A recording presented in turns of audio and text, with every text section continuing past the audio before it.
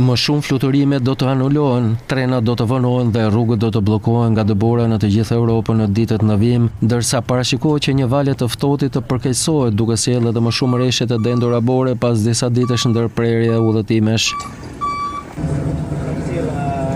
Autoritetet në Holandë u thanë njerëzve të qëndrojnë në shtëpi të mërkurën nëse është mundur, pasi pritet një stuhi e rebore. Ministri francez i transportit tha se linjave ajrore u ishte urdhëruar të anulonin të paktën 40% të fluturimeve në aeroportin kryesor të Parisit Charles de Gaulle dhe 1/4 e fluturimeve në aeroportin më të vogël Orly. Transporti publik në rajonin e Parisit ndoshta do të ndërpritet gjithashtu nga dëbora, shtoi ai. Ndërsa priten përsëri rreshje bore, linja ajrore holandeze KLM tha se kishte anuluar paraprakisht 600 fluturime të mërkurën për të shmangur anulimet e minutës së fundit që mund të linin udhëtarët të bllokuara në aeroportin Schiphol, një nga qendrat kryesore të Europës.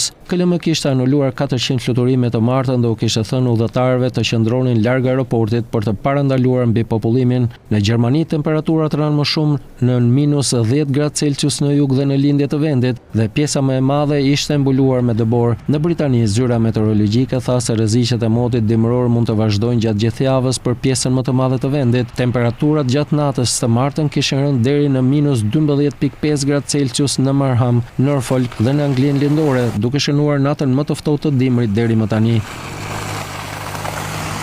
Bora dhe shiu i rrëmbyeshëm kanë shkaktuar gjithashtu kaos në të gjithë Ballkanin Perëndimor, duke mbyllur rrugët, ndërprerë energjinë elektrike dhe shkaktuar përmbytje të lumenjve.